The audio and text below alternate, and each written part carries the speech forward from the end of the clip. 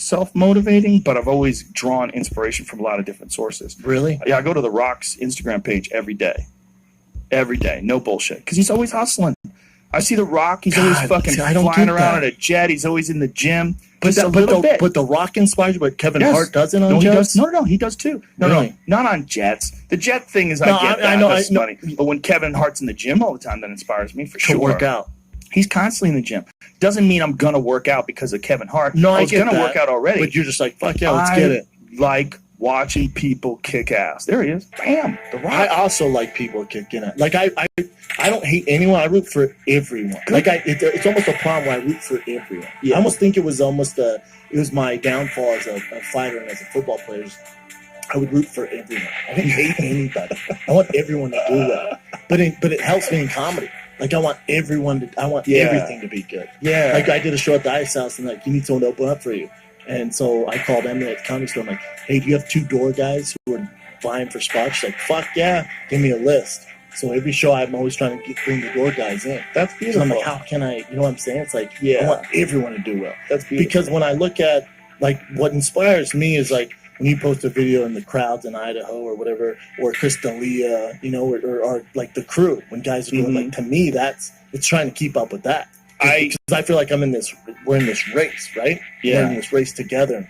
Everyone's fucking beast and animals. And you're going to fall back in the pack, man, be a loser, and get fucking eaten by these lions. Or you keep running with these monsters. Yeah. That's how I look at it. Well, it's a great attitude to have in anything. If you want the people around you to do well, it's a great attitude to have with everything. It's one of the major secrets to my success, for sure, is have a bunch of people around you that are kicking ass, and then, like, helping them. Yes. Helping everybody, promoting everybody, letting everybody know, and encouraging everybody. And then, you know, when everybody's doing great and it's a good feeling for all involved. When people go selfish and they only want a good thing to happen to them, and they get upset if good things happen to other people, that's poison, man. Jealousy doesn't work. It does the opposite of work. It does. There's an actual quote about that jealousy is one of the rare emotions that achieves the opposite effect that it intends to.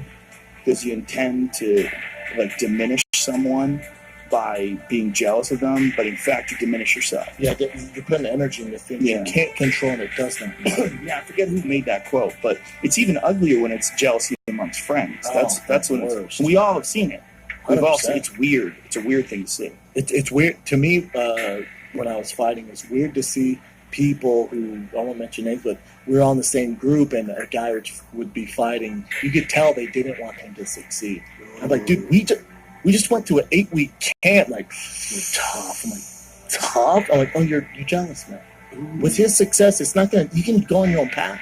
That's a weird thing, man. And with comedy, we don't see. I thought I'd get it way worse. I thought people were gonna fucking hate me, walk in the store, laugh at me. But I don't see it around me. And if I do it, they're not saying it to my face. But no, you know what it is. There. Well, it's also, once you're proven to actually be funny, you're in. It doesn't. Nobody gives a shit. Yeah. Everybody just wants you to be funny. But if you were like some guy who was like maybe an actor that was kind of half-assing it, and people would come to see you just because you're an actor, you weren't really trying, you didn't respect, which we've all seen in the past. Well, there's been a bunch of those people that tried to get sitcoms back in the early days, and during the sitcom days when there was a lot of comics like that were getting these deals, and then they would do a sitcom based around them. Very few of them ever became like a Seinfeld or something like that, but they gave it a lot of deals, man.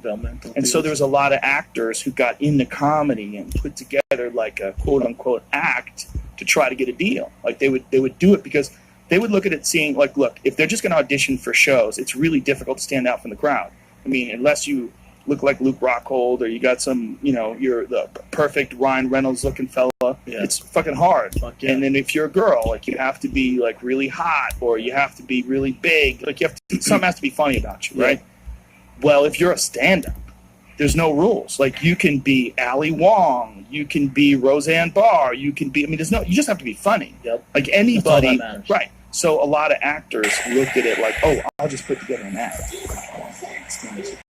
Oh my God, I hate that. I'm sure it wouldn't go well either. No.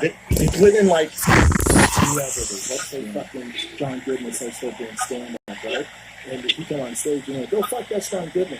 And after about 3 minutes, like, okay, it's John Goodman. What the fuck can you do, man? It was Michael Richards. He didn't even back and stand up. He had a background. I didn't know that. Yeah, he would do like didn't have like an act. He would fall down on stage and play like he was doing Kramer character. It was very strange. And I don't know if he did it for a long time and then stopped doing it for a long time and then started doing it again after Seinfeld. But before he had that, air quotes, incident at the Laugh Factory, we'd seen him a couple of times and it was weird. It was like a really, really famous open mic night. Jesus Christ. Yeah, strange. It was like a guy who's super famous but really hasn't been doing it that much. Because you're going up at the Laugh Factory comedy scene. Yeah. You got to remember, it's murder. They're not booking those people. So it's Murder's Row. And for whatever reason, you got in, but you're on that lineup with Bill Burr and you and D'Elia. And you got to go up, and the crowd's used to seeing high-level fucking stuff. Yeah. This was like, what, 2006 or some shit? When did all that go down with that? Brian said he's at the Improv Control. Well, I had gotten back to the Comedy Store, and I think it was Brent Ernst. I think he saw. Yeah, he was over at the Laugh Factory when it happened. And he came back, and he was like, "Yo, I just left the Laugh Factory." He goes, "Fucking Kramer's up there throwing the N-bomb." And I was like, "No, what happened?" He goes, "Dude, it was crazy. He lost his shit. He was getting heckled." So we'd heard about it, but then when the cell phone video got TMZ released that shit, everybody was like, "Oh, wow. Game, set, match." Like, this is a new thing. Dude, yeah, it was weird, man. I was going to sit in the belly room the other night, and I've never seen Brody Stevens do stand-up. I've never seen him. And then he got up there and just, I know who he is, obviously. He's always around, but I've never seen him. And he just came out, like, doing crowd work and not using the mic. And I looked at Sam, and I go, what the fuck's he doing, man? He's like, you've never seen him? I go, and he goes, just watch. And it was so funny, man. Yeah, Brody's been doing it forever, and it's just fantastic. Oh, with that. God. He does crowd work he does those warm-ups for so many television shows for so many years. But he's like super comfortable just talking to people. Yes. Yeah. I mean, it was fucking, I was dying. The special came out recently. I think it's on iTunes. I don't Oh, know if it's really? anywhere else. Live from the main room? They taped it and the main doing that set, the Kinnison set spot. No shit. Yeah. Dude, that's so cool. Wow. When did they do this? It just came out maybe Recently. a couple weeks ago. Yeah, he was talking about it on stage. Good for them. Dude, That's awesome. He can go around and he'll go, Iowa. And they're like, yeah, from Iowa. He goes, there you go. And moves on to the next person. Like, Jesus Christ, man. It was so funny. He's a weird He's guy. like, I'll be here till 2 a.m. It's 10. I'll 2 a.m. I'm like, what the fuck? That's how he kicked it off. I'm like, what is going on right now? Well, his style is so unusual because on paper you would never understand where the punchlines are, but then when you hear him say it, you can't stop laughing. Yeah, it's like I was dying. I don't know if he writes it or if he just does it. I wonder. I'd like to ask him if he writes stuff down or if he just does it. There's a few guys like that are just funny the way, like Theo's like that. Funny the way they say shit. Like Theo says shit that I could say the same shit, it wouldn't be funny, but he says it and it's fucking hilarious. Yeah. That's the thing about comedy, man. Like, nobody really knows what funny is till you hear it. But there's also something, Steve Simone, he was saying, because I was telling him, he goes, man, you hear a lot. I go, yeah, I'm trying to just jump on anyone's shows because I want to make sure it's not my crowd, because you got to figure out what's funny because you just play to your shows. I don't want to be that guy. He goes, who told you that? Who the fuck told you that? He goes, everyone here is trying to get their crowds. Because when you're on the road, you want your crowd, man. I'm like, I know, but when I'm here, I want to make sure it's not my crowd. Because I feel like the funny uncle at the barbecue if it's my crowd. Right. You don't find out what's working. Yeah. Like at the Ice House, like if it's my crowd, like especially at the Ice House, I'd walk off feel like Kevin Hart. Like, what the fuck? That was a fucking A+. But then you go to the Comedy Store, and it's not your crowd. Like, that was a D. That was a fucking D. That's true, but if you go to the Ice House and it's your crowd and you actually record it and listen to it, you can. That's important. You can tell what is actually going to work and what's not going to work. You can tell. And then you can tighten it up. So you have extra confidence at a place like the Ice House to do different shit. To me, what it's like cross-training. Like, it's not a bad idea to do some kettlebells and run some hills and do jiu-jitsu. It'll probably make your jiu-jitsu better. And I think just doing crowds where no one knows who you are is great, but doing crowds where they know who you are is great too. And as long as you're paying attention, you get a different thing from each one. Yeah, you're right. 100%. Yeah, it's. I mean, you also get different things for different size rooms. You know, Dude, there's certain things that will work at the Laugh Factory in certain pockets that won't work anywhere at comedy. It's so strange to me. It's a weird thing, man. It's very strange. It's as strange as it gets. You feel different energies. It's so cool. It's so fascinating, man. It If you, is, if right? you want to talk to someone about the comedy store and like the history of it, Steve Simone just fucking. Oh yeah, he dude, knows a lot of shit. Steve's been around for a long time and couldn't be a nicer guy.